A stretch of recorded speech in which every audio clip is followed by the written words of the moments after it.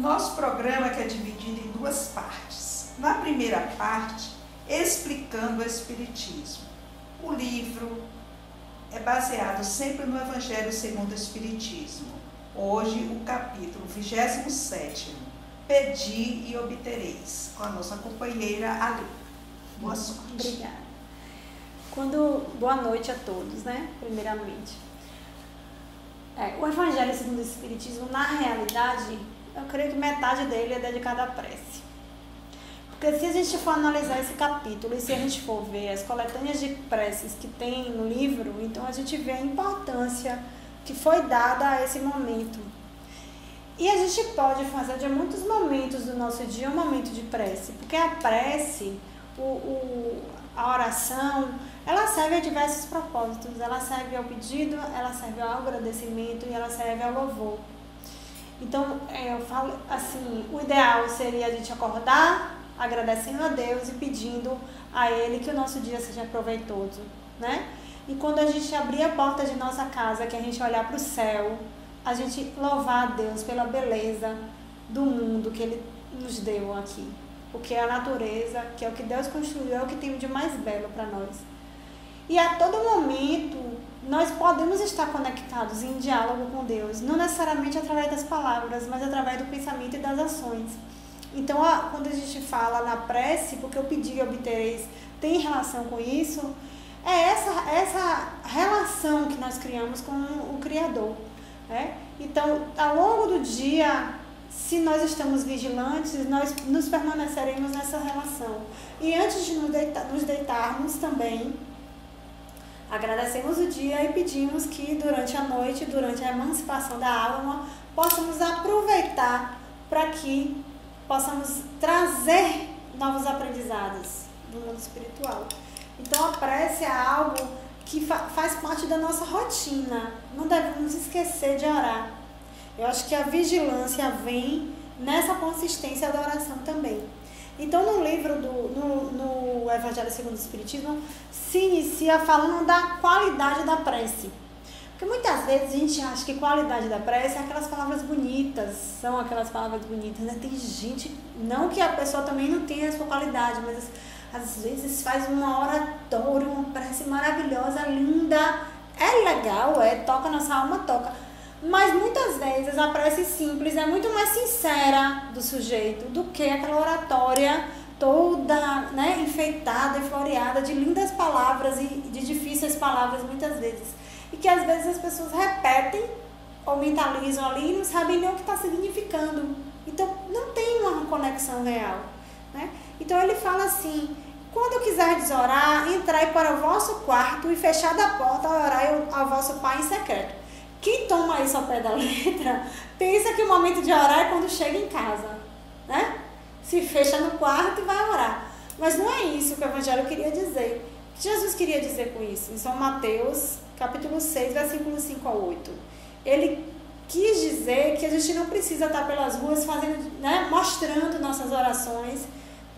Eu sou uma pessoa de fé, eu vivo orando. Não. Que na nossa intimidade é que se estabelece essa relação com Deus. Então esse quarto que a gente entra é dentro de nós mesmos, dentro da nossa mente. Que essa relação a gente constrói é uma relação de cumplicidade com o Criador, né?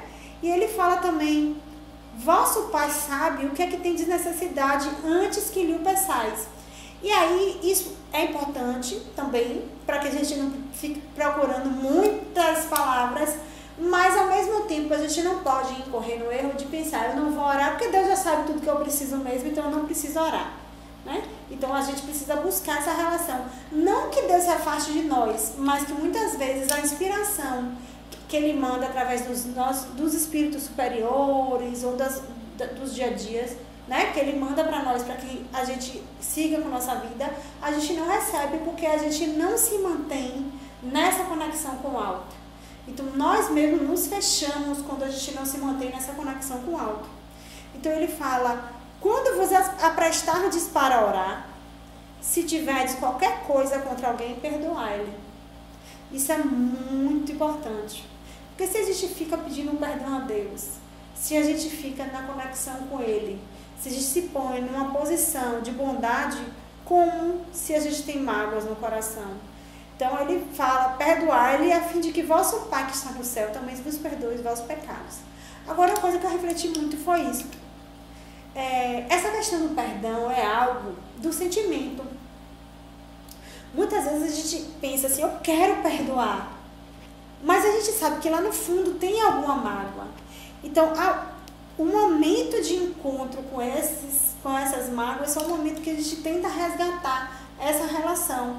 Quando a gente consegue resgatar essas relações, que a gente consegue iniciar esse processo de perdão. É muito difícil. Eu perdoei. Mas às vezes quando você encontra com a pessoa, você vê que não foi bem assim. Ou quando tem uma notícia da pessoa e que a pessoa está tendo algum sucesso em algum empreendimento, às vezes você acha negativo, tudo isso é um sinal de que essa mágoa ainda existe. Então o perdão é algo muito interno, não é algo do racional. Mas nós podemos, dentro desse quesito da prece, pedir a Deus que nos ajude a perdoar. Nos dê disposição e nos dê circunstâncias para que nós possamos aprender a perdoar essas pessoas que nos ofenderam. Porque a gente sabe também que no passado distante, talvez nós também tenhamos machucado, magoado essas pessoas, né? Esses ciclos de vida que a gente vê tanto nos romances espíritas, né? Então, aí traz-se a parábola que eu acho assim fantástica, que São Lucas traz no capítulo 18, versículo 9 a 14, do publicano e do fariseu orando. E o fariseu chega e, Senhor, eu não sou como esse publicano aí, desprezando, né? Eu faço isso, eu sigo o Senhor, eu faço jejum, aí se coloca como um homem de bem, perfeito, né?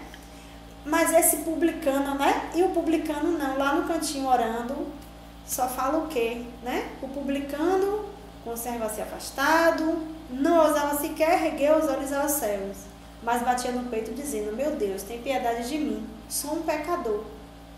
E aí Jesus falava, declaro-vos que este voltou para sua casa justificado, e o outro não. Esse justificado eu não entendia direito. Não entendia direito o significado. Confesso que eu fui entender esse significado a partir da palestra de um estudioso da língua original do Evangelho, que é o Haroldo Dutra Dias, porque ele estuda os vocábulos, ele estuda a cultura, então ele traz muita informação legal. Então ele falou disso, que na época justificado é quem é justo, que qualidades você tem que ter para ser considerado um homem justo, porque não se falava nem da mulher na época, né? Era o homem. Então, podia ser que o fariseu tivesse várias qualidades, né? Não fosse violento, fosse um homem fiel às tradições, fosse um homem correto com relação a lidar com o dinheiro, com as pessoas, mas ele era vaidoso e orgulhoso, ele não tinha humildade, principalmente diante de Deus, que é a principal meta nossa, né? Então, quantos que estavam no umbral só conseguiram enxergar a luz quando se colocaram, né, como Senhor, está nas suas mãos, eu não sou o dono do meu destino. Não é verdade? Porque a gente às vezes se acha tão para cima, tão além, que a gente pensa que vai acordar lá, como diz os palestrantes, no Alphaville espiritual, nosso lar, né? E na realidade a gente não sabe o que tem dentro de nós ainda, que precisamos ainda depurar. Então a humildade é importantíssima para que a gente possa reconhecer em nós o que tem de errado e que possamos também promover essa reforma íntima. Então, ele traz isso, não afeteis orar muito, aqueles discursos longos, né? Não é pela multiplicidade das palavras que serei escutados, mas pela sinceridade delas. A prece não pode ser agradável a Deus se não parte de um coração purificado de todo sentimento contrário à caridade. Quando ele fala isso, a gente pensa assim, como eu sou imperfeito, eu não vou orar. Mas Deus tem piedade de nós. Ele nos atende mais por misericórdia do que por merecimento. Muitas vezes eu já disse isso aqui. Eu penso, lendo isso aqui, não parte de um coração purificado. Na hora que você está se comunicando, quais são as suas intenções com aquela prece? Porque quando a gente está orando pelo outro, de todo o nosso coração, a gente está partindo de um coração purificado. Porque nossas intenções nesse momento estão purificadas. Uma coisa é ter uma segunda intenção. Tem gente que pede o quê? Me dá um emprego, tira o emprego de fulano, me dá o marido de cicrana, né? Então o coração não está purificado nesse momento.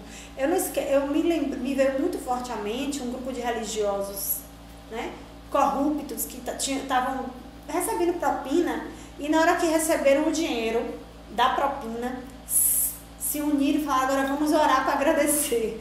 Então, né, esse coração nem para agradecer ele está purificado, né?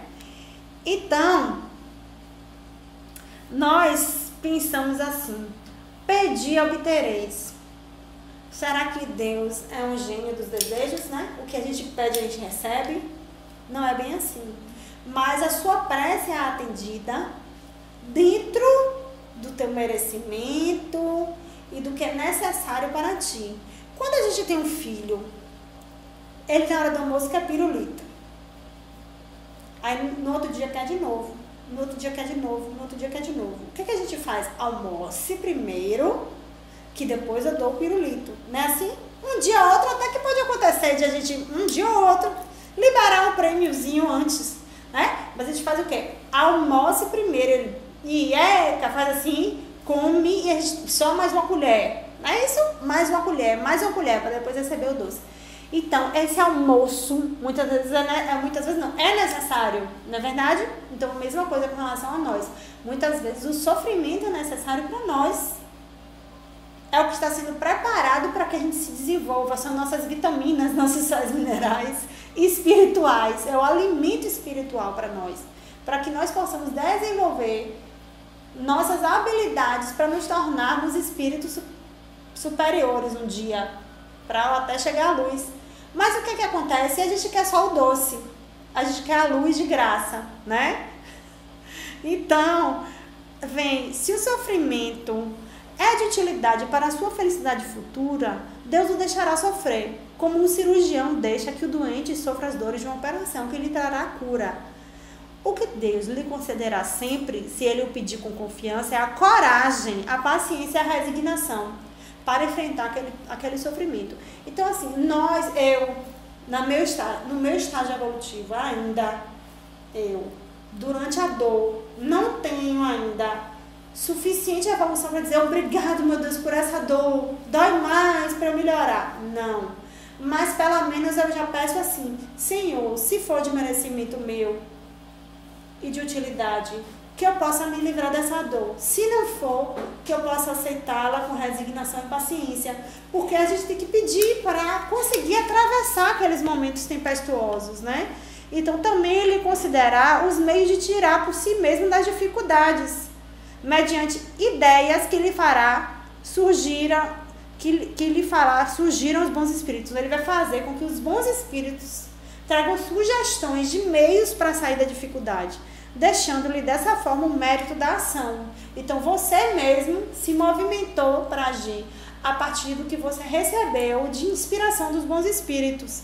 Ele assiste os que ajudam a si mesmo. Então a gente também precisa realizar ação. Tanto que no momento ele dá o exemplo do homem no deserto. Ele cai lá morrendo de sede, e aí você não pode: ó Senhor, cai água na minha boca, né?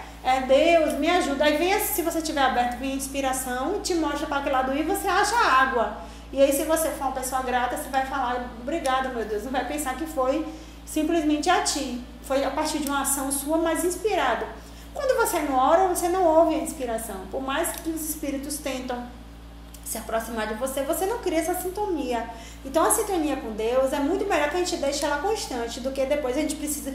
Sabe aquele radinho antigo que a gente girava do ladinho, que não era automático, a busca da sintonia? Então, o que a gente fazia? A gente já deixava no ponto da sintonia, para quando a gente ligasse o radinho, a sintonia estivesse lá na nossa rádio favorita, para não ter que demorar tanto tempo para achar essa sintonia. Então, se a gente ora o tempo todo, se a gente se conecta com Deus nas nossas ações e o tempo inteiro agradecendo e criando esse fluxo energético com a espiritualidade superior, a gente não vai precisar ficar buscando essa sintonia com tanto sacrifício, né? Então a gente tem que ter ciência disso para não dizer: pronto, Deus sabe minhas necessidades, então não vou precisar mais orar, né? Então, tem um outro trecho, né, que ele fala: pela incerteza, Deus põe à prova a confiança que nele deposita a criatura e a submissão desta à sua vontade.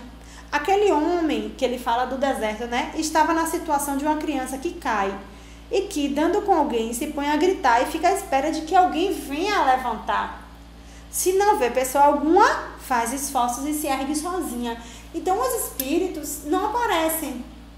É como se você não visualizasse essa ajuda, então você vai ter que se levantar. Mas eles te inspiram para que você busque essa solução para levantar, né?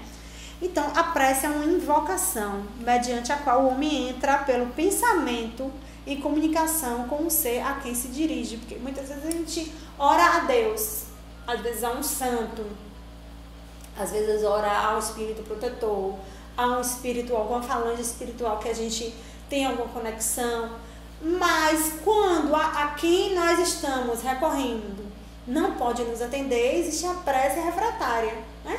Então, quem estiver disponível no momento te atende, não é verdade? Eles estão sempre de plantão, tá?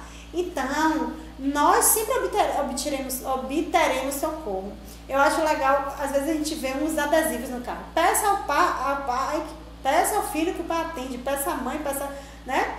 Mas, na realidade, essa conexão com Deus é quando a gente tem essa fé sincera, essa entrega sincera e essa busca sincera por melhorar, né? Aí ele fala que o Espiritismo torna compreensível a ação da prece. A gente entende como é o mecanismo, de como esse fluido, esse processo fluido, que nós estamos mergulhados no fluido universal. Então, essas ondas de pensamento, de que forma elas chegam até a espiritualidade superior e de que forma ela é respondida. Então, a gente compreende como é que se processa esse mecanismo de prece, porque o Espiritismo nos trouxe essa explicação. Então, ele fala: o Espiritismo torna compreensível a ação da prece, explicando o modo de transmissão do pensamento, quer no caso em que o ser a quem oramos acuda ao nosso apelo, quer no em que apenas lhe chega o nosso pensamento. Aí ele fala que a energia da corrente guarda a proporção com a do pensamento e da vontade nossa. Então, às vezes a gente consegue uma ondinha bem fraquinha. Às vezes a gente consegue uma onda tão forte que chega às esferas mais altas, né? Então ele fala: é assim que os espíritos ouvem a prece que lhes é dirigida, qualquer que seja o lugar onde se encontrem. E é assim que os espíritos se comunicam entre si, que nos transmitem suas inspirações, que relações se estabelecem a distâncias entre encarnados.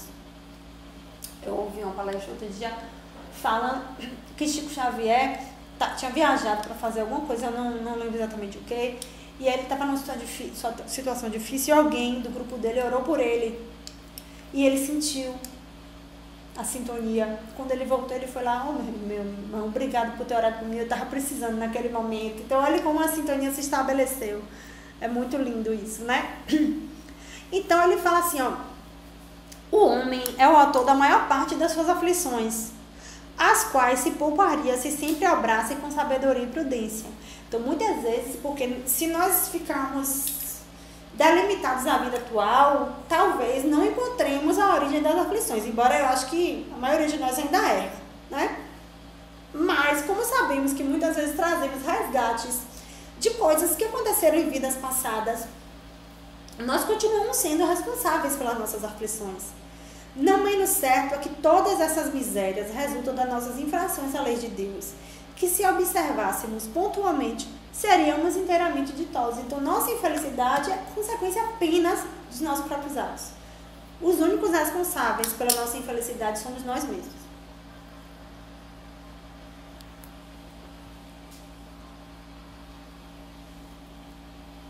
Deu um tilt aqui, peraí. Então, aí vem o que devemos pedir, né? Um carro novo? Tem gente que fala assim, ó, seja específico. Tem gente que fala assim, peça. Mas se você for pedir um carro, peça que carro você quer, a marca. Eu já ouvi isso, viu? A marca do carro que você quer, porque você de repente pode ganhar um carro todo acabado, né? Eu acho que ela fala, engraçado, né? A gente pode pedir mais trabalho, mais prosperidade, mas pedir um carro, né? Ainda botar uma das... Foi Deus que me deu, né? No carro. Então, se não ultrapassássemos o limite do necessário na satisfação das nossas necessidades, não apanharíamos as enfermidades que resultam dos excessos, nem experimentaríamos as vicissitudes que as doenças acarretam. Se puséssemos freio à nossa ambição, não teríamos de temer a ruína. Se não quiséssemos subir mais alto do que podemos, não teríamos de recear a queda. Se fôssemos humildes, não sofreríamos as decepções do orgulho abatido. Olha aí a origem de cada sofrimento, né?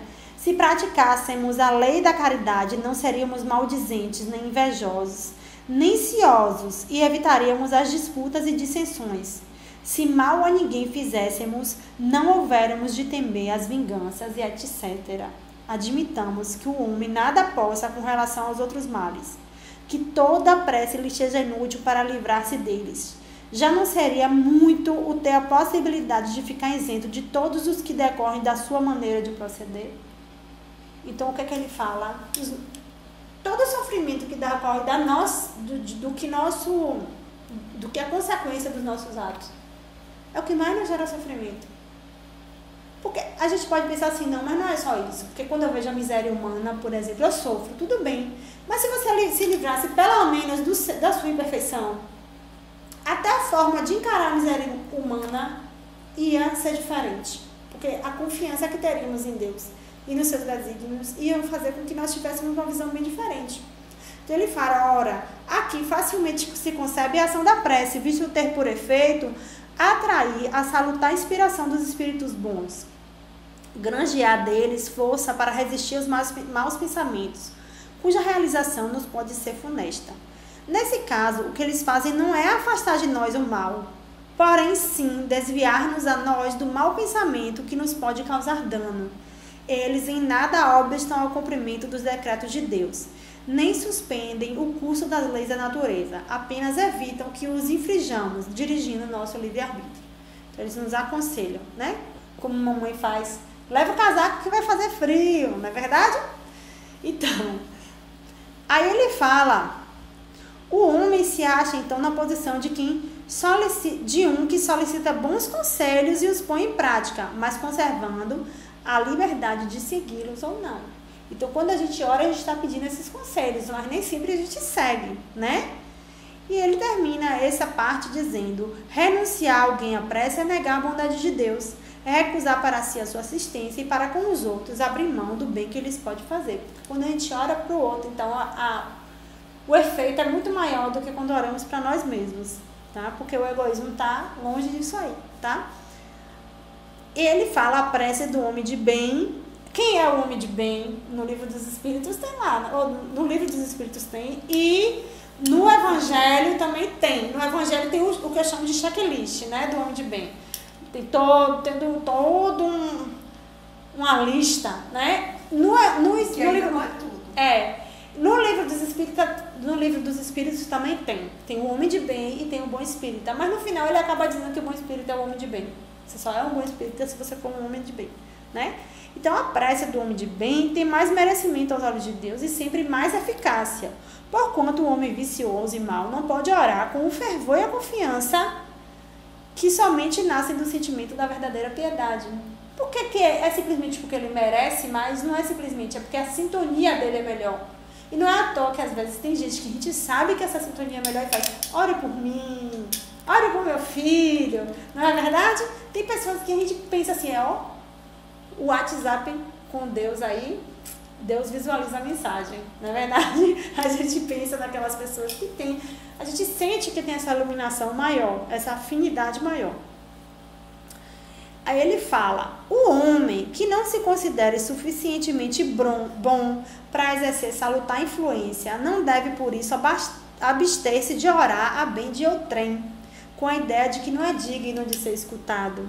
A consciência da sua inferioridade constitui uma prova de humildade, grata sempre a Deus, que leva em conta a intenção caridosa que o anima. Seu fervor e sua confiança são o primeiro passo para a sua conversão ao bem. Conversão que os espíritos bons se sentem ditosos em incentivar. Com certeza, né? Quando vê que um espírito que estava endurecido já passa a orar, mesmo que seja, né? Ora pelo outro, mesmo achando que não merece. Então, esse achar que não merece já é um sinal de humildade diante do Senhor. Repelida só é a prece do orgulhoso, que deposita fé no seu poder e nos seus merecimentos e acredita ser-lhe possível sobrepor-se à vontade do Eterno. Então, acha que tem mais poder que Deus, né? Que é a minha reza, né? Que resolve. E, na verdade, nada é mérito, somente nosso. Então, ele fala que está no pensamento o poder da prece. Não depende de que palavra você vai usar, não depende do lugar onde você está, nem do momento em que ela seja feita. Então, a sua conexão é através do pensamento. Pode-se orar em qualquer parte, em qualquer hora, sozinho ou em comum. Até porque nós nunca estamos sós. Não é verdade? A influência do lugar ou do tempo só se faz sentir nas circunstâncias que favoreçam o acolhimento. É claro que a gente está, por exemplo, dentro de uma casa espírita, que tem uma outra sintonia, que aqui, a princípio, os objetivos são mais elevados. Então, a gente consegue se conectar com mais facilidade. Porém, em qualquer lugar que estejamos, se mantivermos, né, aquela sintonia, aquele bem dentro de nós, a gente consegue se conectar a Deus. A prece em comum tem ação mais poderosa, ou seja, quando a gente ora com outras pessoas, a ação é mais poderosa. Mas, se todos estão realmente orando em conjunto. Porque muitas vezes a gente está lá, todo mundo junto, mas cada um pensando em si, fazendo seus pedidos mentais separadamente, né? Então, quando é realmente uma prece, um objetivo conjunto, a gente consegue potencializar, isso que eu falo que é potencializar esses sinais, né? Aí ele vem falar da prece pelos mortos e espíritos sofredores. E traz essa questão da crença, muitas vezes, de que um espírito que era maldoso, que realizava coisas ruins, está condenado ao inferno. Se está condenado ao inferno, não seria necessário orar por ele mais, né? Já está condenado, vou orar para quem? Por aquela criatura. Não é assim? Assim como falam essas pessoas que acreditam nisso no suicida. Não oram pelo suicida, muitas vezes, né? E colocam esses seres, tanto eu nem comparo um com o outro, porque o suicida, às vezes, é uma pessoa de um coração imenso e que não conseguiu se ajustar a esse mundo e acabou desistindo, né? Então, antigamente não se podia nem tocar no nome de um suicida, porque parecia que era uma coisa, né? E hoje, quando a gente compreende mais que sofrimento, esses espíritos mais endurecidos, ou espírito suicida, por exemplo, pode padecer, nós nos compadecemos deles. E quanto mais oração, mais acalento para o coração deles. Quantos Ivone Pereira fazia, né? A lista dela de suicidas, ela pegava no jornal e orava, e quantos depois iam agradecer porque receberam esse bálsamo. Como se a gente estivesse com queimadura de sol e alguém viesse e botasse um paninho friozinho para nos, né, aliviar. Então, a nossa oração alivia sim, é um bálsamo. Como Maria de Madalena fazia o bálsamozinho com flores para curar os pés dos viajantes, para curar as feridas dos leprosos. A prece é esse bálsamo para o espírito. Então, os espíritos sofredores reclamam preces. E essas lhes são proveitosas, porque verificando que há quem neles pense, menos abandonados se sentem e menos infelizes. E eles ficam mais esperançosos de que aquela pena não é eterna. Porque pense aí, um espírito que é endurecido, ou um espírito que acha que se matando vai acabar o sofrimento, e chegar lá do outro lado, se vê, né, sofrendo, ele pensa o quê? É para sempre. Muitas vezes, se ele não tem uma fé estabelecida, novamente essa fé não está bem, mesmo que a gente tenha contato com fé, muitas vezes não está bem estruturada em nós, mas aí ele recebe esse bálsamo, ouve a voz de alguém orando, sente esse amor, que a gente não deixa de amar quem a gente ama pelos erros das pessoas, né? Então, e ele fala assim, ó, a prece tem sobre eles ação mais direta, reanima-os, incute-lhes o desejo de se elevarem pelo arrependimento e pela reparação, e possivelmente desvia-lhes do mal o pensamento. É nesse sentido que lhes pode não só aliviar, como abreviar o sofrimento. Se todo mundo tivesse noção de que a gente pode abreviar o sofrimento do outro, porque quando a gente ora, ele sente esse amor e toca ali o coração, será que a gente ia parar de orar? Não é verdade? Não iríamos parar de orar. Então, eu sempre trago, para além do Evangelho, depois sempre trago também Emmanuel, porque eu sou... Quanto mais eu leio, mais eu gosto dele. Eu não tinha tanta intimidade com ele, mas eu estou construindo essa intimidade com ele.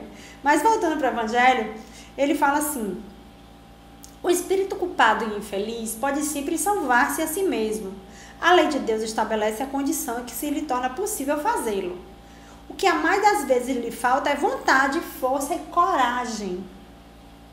Se por nossas preces lhes inspiramos essa vontade, se o amparamos e o animamos, se pelos nossos conselhos lhe damos a luz de que carece, em lugar de pedirmos a Deus que derrogue a sua lei, tornamo-nos instrumentos de execução de outra lei, também sua, a de amor e de caridade. Execução em que, desse modo, ele nos permite participar, dando nós mesmos com isso uma prova de caridade. Então, muitas vezes, quando ele se sente amado por alguém que está em outro patamar, ele quer chegar àquele patamar para se sentir feliz. Se ele não recebe essa inspiração, o espírito sofredor vai falar: vou tentar me melhorar para quê? Ele não vislumbra isso. Então, quando ele olha para cima e vê uma pessoa amada ali enviando luz, ele vislumbra a felicidade. Ele quer ir para aquele lugar de felicidade. Eu lembrei agora daquela novela Viagem, daquele espírito endurecido Alexandre, que a irmã dele é quem conseguiu, né, trazer ele, convencer ele a vir para um lugar melhor com ela, né? Conseguiu isso. Então, ele fala: o dever primordial de toda criatura, o primeiro ato que deve assinalar sua volta à vida ativa de cada dia é a prece. É o que a gente falou no início. Acordei, prece, né? A vossa alma é que tem que se elevar ao Criador, tem que transfigurar-se como Jesus no Tabor, a fim de lá chegar nívea e radiosa de esperança e de amor. A vossa prece deve conter o pedido das graças que necessitais, mas de que necessitais em realidade. Inútil, portanto, pedir ao Senhor que vos abrevie as provas, que vos dê alegria e riqueza. Rogai-lhe que vos conceda os bens mais preciosos da paciência, resignação e fé. Eu achei muito... Eu lembrei de uma experiência minha. Eu estava num período que eu estava sofrendo, e engraçado, não era sofrendo por mim. Eu ainda sou um ser egoísta, mas eu estava sofrendo pela situação que uma companheira estava passando. E eu estava assim, angustiada. Às vezes a gente se sente sem poder para fazer, e às vezes nem é de nossa responsabilidade, mas a gente toma, né? E aí eu estava na sala de passe, tomando um passe, e aí eu imaginei Jesus. Aí eu falei: Jesus, vinde até mim. Eu estava precisando dele. Aí ele olhou para mim e falou: vinde a mim.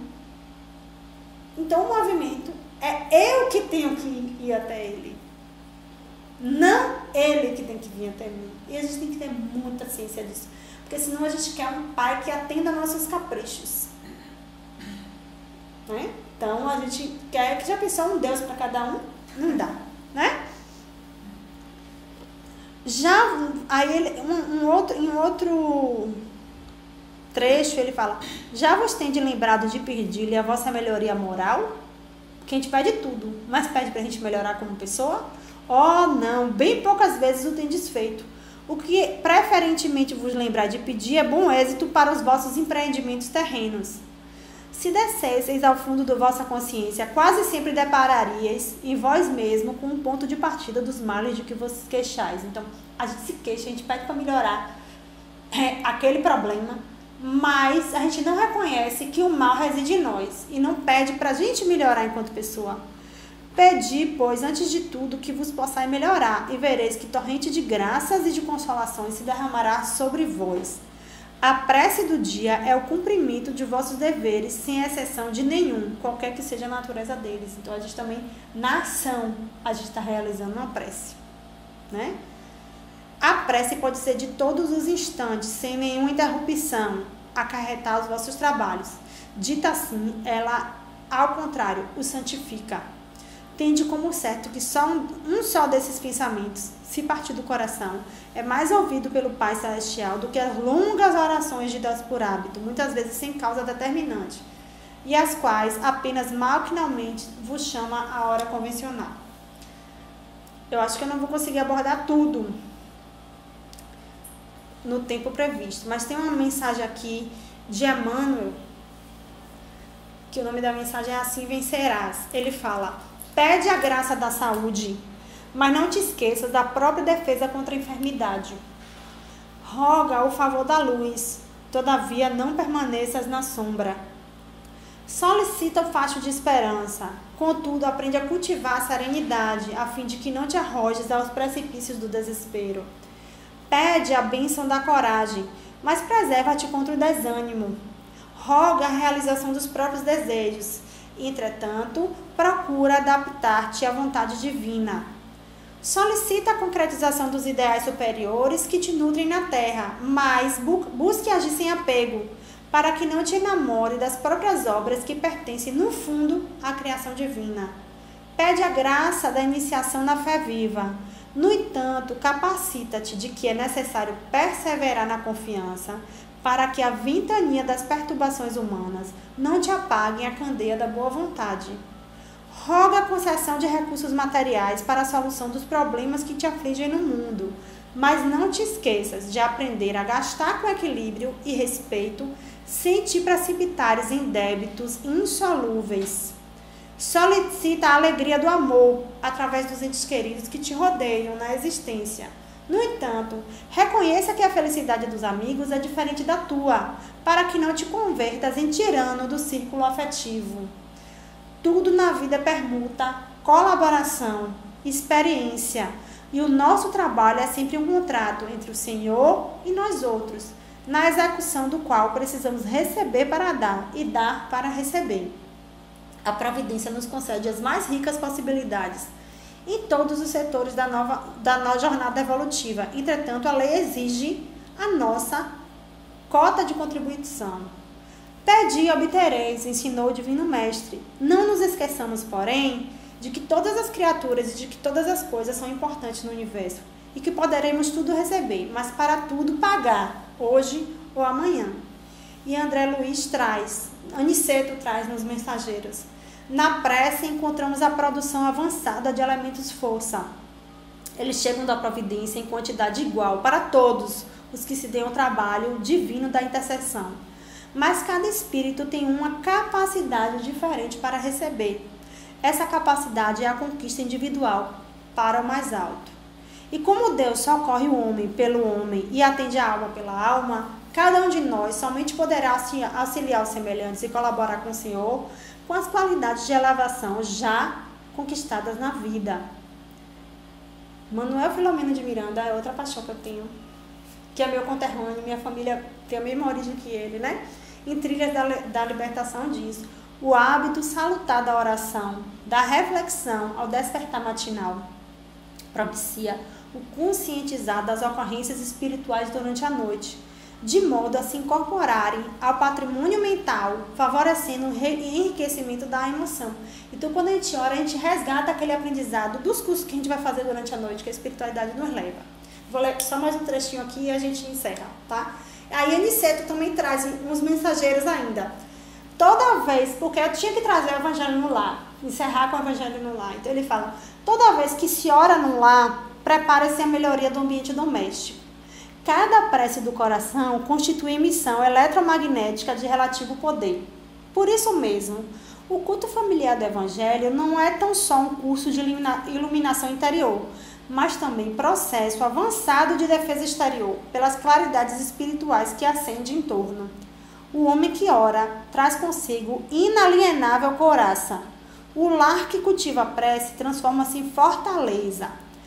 As entidades da sombra experimentam choques de vulto em contato com as vibrações luminosas deste santuário doméstico. E é por isso que se mantém à distância, procurando outros rumos. Então, que nos mantenhamos mantenhamos, né, em vigilância e oração para nos proteger e proteger nosso lar. Com certeza. Grata. Agradecemos a nossa irmã Alina, que fez a primeira parte do nosso programa explicando Espiritismo. Rádio FEB, uma emissora da Federação Espírita do Estado da Bahia. Casa da Caridade, Irmã Elizabeth, 18 anos, caminhando por Jesus. Nosso site www.casairmaelizabeth.org. Vocês poderão encontrar notícias da casa, divulgação dos eventos, vida do Coral Espírita, Irmã Elizabeth, livros e publicações da casa, atividade do setor social, integração com a comunidade, como pode colaborar com a nossa casa, encontrar um mapa, endereço, telefone. Nesse site